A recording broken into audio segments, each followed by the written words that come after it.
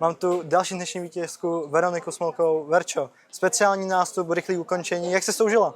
Ja som si to užila neskutočne. Pre mňa toto celé znamená strašne veľa. Som rada, že som to mohla zažiť. Ja som sa tak aj pozerala dookola na tých ľudí a proste bolo to neskutočné. Ja by som si to zopakovala znova a znova a znova, že fakt z tohto budem čerpať ešte dlho. Ja som rada, že bol zápas aj taký rýchlejší, lebo idem na dovolenku a baba, čo mi robí Mihalnice, tak je na dovolenke a nemala by šancu mi ich napraviť. Takže aspoň na dovolenke budem pekná. Tak mimochodom iba.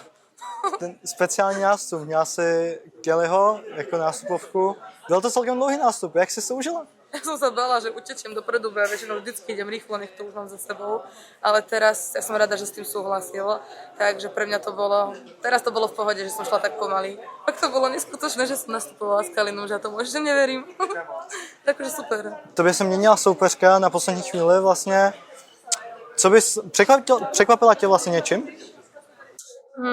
Tak my sme pozerali, že tá superka je fakt kvalitná aj všetko, ale presne ako, dosť mi pripomína mňa, keď som bola v Amerike, že tiež som vtedy mala nejaké, som že 2021 a proste ona tiež musí len zápasiť, práve že ja som strašne rada a nie každý by zobral zápas 5 dní do zápasu, takže ja už nedeľu, keď som zistila, že Eger je chorá, ja som tak strašne plakala, že toto celé nezažijem a som rada, že sa tá superka našla, že som to zažiť mohla a ja jej držím palce, nech sa hlavne dostane čím skoro zo zranenia, ktoré neviem, čo má, či noc alebo čelo.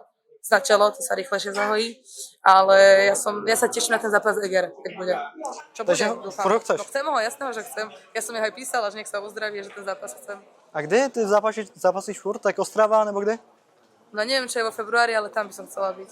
Na Valentína to je asi. To je Ostrava? Tak tam chcem byť. Potom Polsko, potom Bratislava? Kľudne. Takže 3 zápasy takhle. 4. Ale takhle do půl roku jako. Hej, kľudne. Bratislava je 6.6. Nie som zranená, iba to chodnutie je ťažké.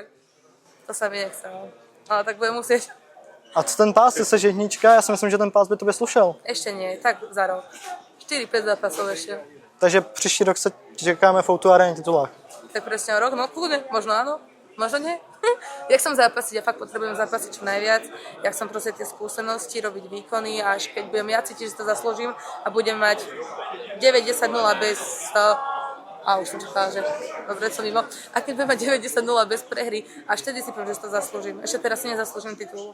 Ja potrebujem poraziť baby, ktoré sú fakt, že vysoko. Keď porazím Eger a potom ešte dve také ako Eger, tak si to zaslúžim. Teraz to nezaslúžim ešte. Ještě dneska nás čekají 2 tituláky, v té nejtěžší váze a v té nejlehčí. Jsou tam vlastně 2 naše naděje, Slovák a Čech, tak jak jim vlastně věříš, jaký jsou jejich šance? Ja držím palce proste každému jednému zápasníkovi, ja nemám takto moc favoritov.